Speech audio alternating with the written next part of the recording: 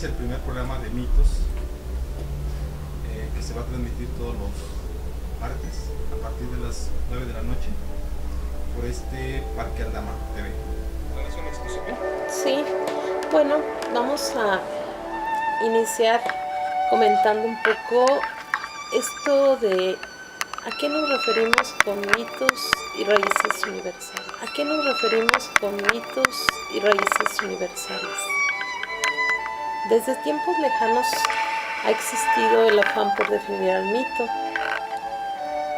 a la leyenda y a la fábula, por separar al cuento y el relato, poco probable de la descripción veraz. Esto es en los mitos, los cuentos, los relatos. Hay mucha de imaginería, de lo que el escritor de cualquier momento de la historia trata de representar a través hasta de tablillas. ¿Cómo ves? Muy bien. Un amigo nuestro comentaba en algún momento acerca de que cuando el hombre aprendió a utilizar el fuego fue cuando reposando después de la comida alrededor de una fogata, posiblemente las chispas que salían de esa fogata lo pusieron a imaginar cosas, ¿no? Y a partir de allí ese imaginar cosas empezó a plasmarlo en las cuevas donde vivía, ¿no? Y en esas cuevas digamos que fueron como los primeros intentos de mito que se pueden rastrear en... Por acá nos dicen que se ha realizado un gran trabajo para demostrar que los mitos son el ropaje simbólico de verdades fundamentales, o bien transposiciones de fuerzas cósmicas a seres con intención. Qué linda imagen. Así es. Sí. Y esto de ropaje simbólico nos habla de que a través de los símbolos de cualquier época podemos encontrar relatos que nos muestran los grandes mitos de las culturas, de los pueblos, de las diferentes épocas, ¿no? Ese ropaje que de alguna manera nos representan a través de símbolos todo lo que ese ser humano de cualquier época nos quiere lanzar hacia el futuro, porque los mitos no están atrás, también están en el futuro, ¿no? ¿Seguimos? Seguimos. Se ha dicho que se trata de transformismos en los que los personajes vagamente históricos se elevan a categoría de héroes o dioses. Se ha teorizado para mostrar las realidades objetivas que subyacen en la deformación de la razón. Y se ha investigado para descubrir en esas proyecciones el conflicto psicológico profundo. Y así, en esa tarea, ha resultado útil porque nos ha ayudado a comprender, casi en laboratorio, cómo los mitos nuevos luchan con los antiguos para ganar su espacio. Aún en las teorías científicas, podemos observar que cuando se despegan del ámbito que les es propio y echan a volar sin demostración, es porque ya se han instalado a nivel de creencia social y se ha cobrado la fuerza plástica de la imagen, tan importante como referencia y tan decisiva para orientar conductas. Fíjate, ahí en ese momento cuando empezamos a interesarnos por los mitos antiguos y nos representan a través de imágenes lo que era un dios, una diosa, una imagen que nos pudiera inspirar incluso en este momento, es porque quizá en el interior de cada ser humano nos puedan a través de ellos llamar a que no sea solamente una imagen que tenga que ver con el pasado, sino con el hoy y con el futuro, ¿no? Entonces por acá dice que el sistema de tensiones vitales al que está sometido un pueblo se traduce como imagen, pero eso no basta para explicarlo todo, a menos que se piense en burdos términos de reto y respuesta. Es necesario comprender que en toda cultura, grupo, individuo, existe una memoria, una acumulación histórica sobre la cual se interpreta el mundo en que se vive. Una memoria. Habrá esa memoria a través de los años, de los siglos, y esa memoria nos esté llamando a rescatar todos los mitos que de alguna manera no nos son ajenos, que en ese sistema de tensiones que hoy busca referencias porque todo se ha caído, se está cayendo. ¿Será que, por ejemplo, en sí cada pueblo ha tenido como su andar, ¿no? Desde que ese pueblo, digamos que se fundó, ha habido un transitar por diferentes situaciones, por diferentes cosas, diferentes sucesos, ¿no? Y a partir de allí se han creado, digamos que en algún momento, lagunas que no han permitido el poder comprender lo que ha pasado con el pueblo, ¿no? Y esas lagunas son las que de algún modo se tienen que resolver, y para resolverlas es como se forman los mitos para poder darle salida a eso que no quedó bien comprendido, ¿no? Esas búsquedas profundas, a esas, como dice acá, ¿no? A esos sistemas de tensiones vitales, o sea, de vida, que nos dan respuesta a preguntas como sobre la muerte, sobre la vida, sobre la creación, sobre el sentido, sobre el cosmos, sobre hasta lo más íntimo, personal, que podrían ser esos grandes complementos de dioses y diosas que al fundirse hacen que esa cultura florezca, ¿no? Y también será como un poco cuando las palabras pierden su significado, cuando decir, por ejemplo, amor, muerte, ese tipo de cosas ya no, como que ya no resuena, como que ya no hay una explicación para eso. Es cuando se necesita como redefinir esas palabras y eso encontrarlo en el pasado para proyectarlo al futuro. Así que bueno, esa interpretación que se le dé a un mito, a un símbolo, a una imagen que nos muestran a través de esas grandes creaciones, para nosotros el paisaje que, percibiéndose como externo, está teñido por las tensiones vitales que ocurren en ese momento histórico o que han ocurrido hace mucho tiempo, que residualmente forman parte del esquema interpretativo de la realidad presente.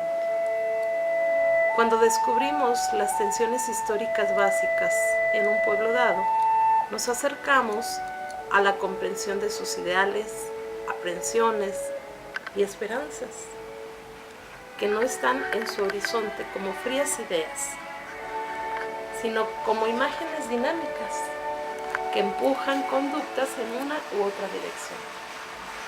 Y desde luego, determinadas ideas serán aceptadas con mayor facilidad que otras en la medida en que se relacionen más estrechamente con el paisaje en cuestión.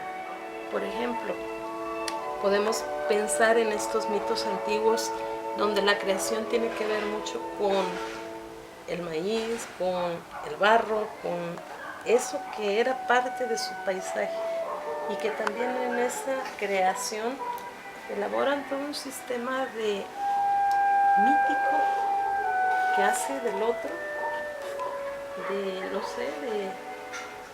de ese ser al que hay que seguir, de ese modelo con valores fundamentales para ellos que hacen suyo y que les orientan, ¿no?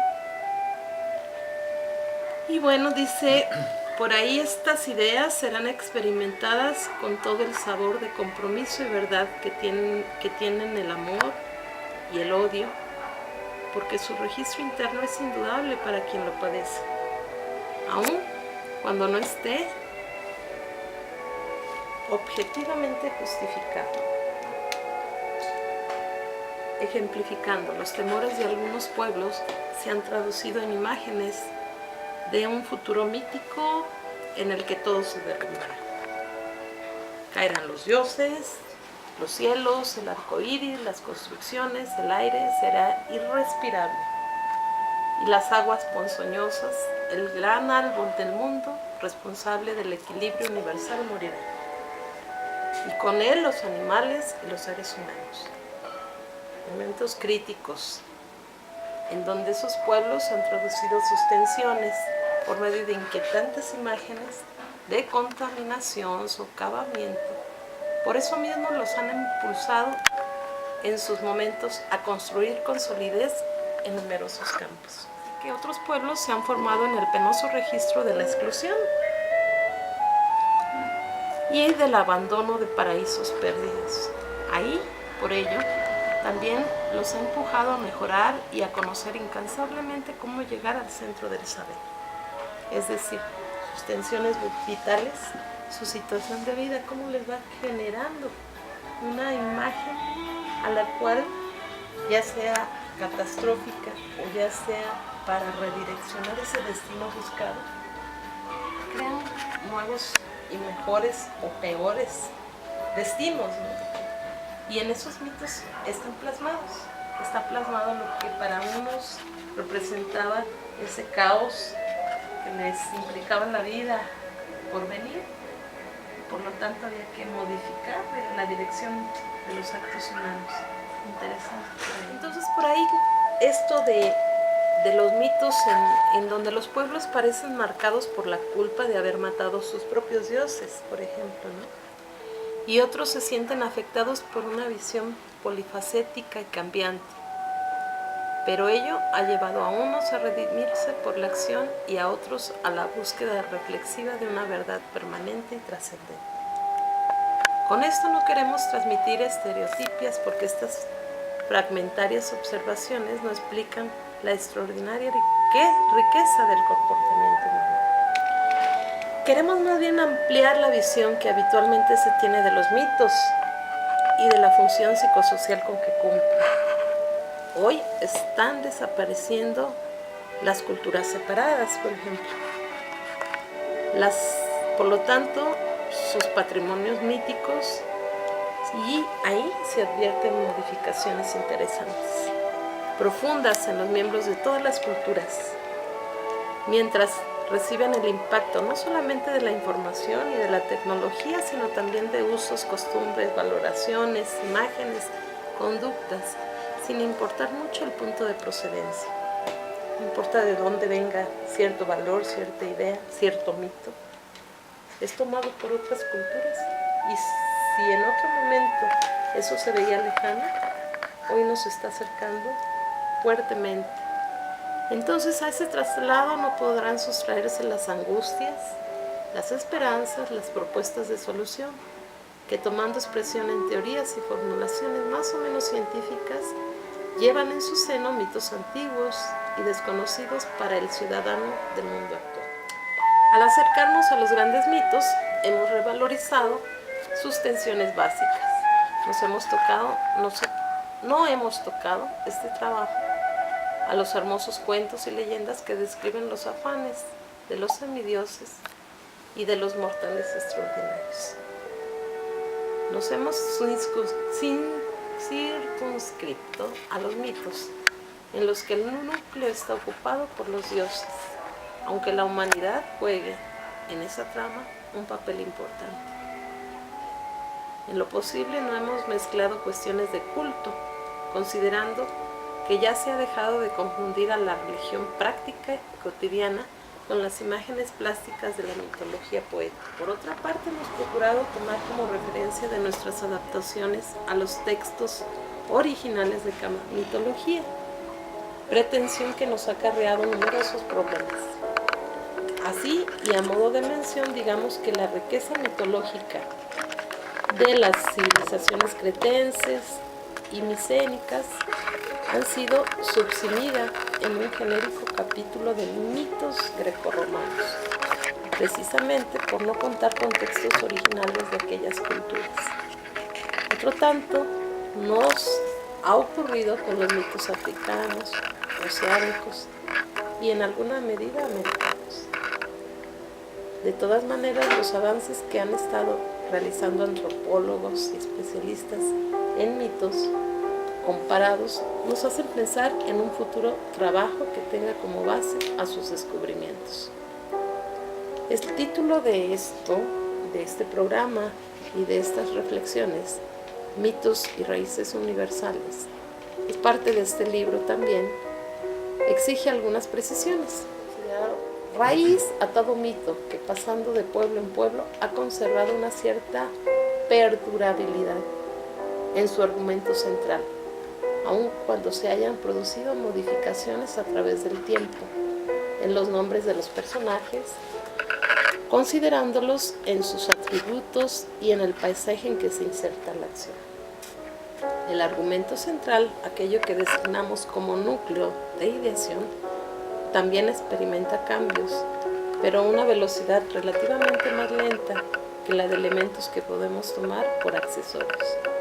De esta manera, al no tener en cuenta la variación del sistema de representación secundario, tampoco hemos convertido en decisiva la ubicación del mito en el momento preciso en el que éste surgió.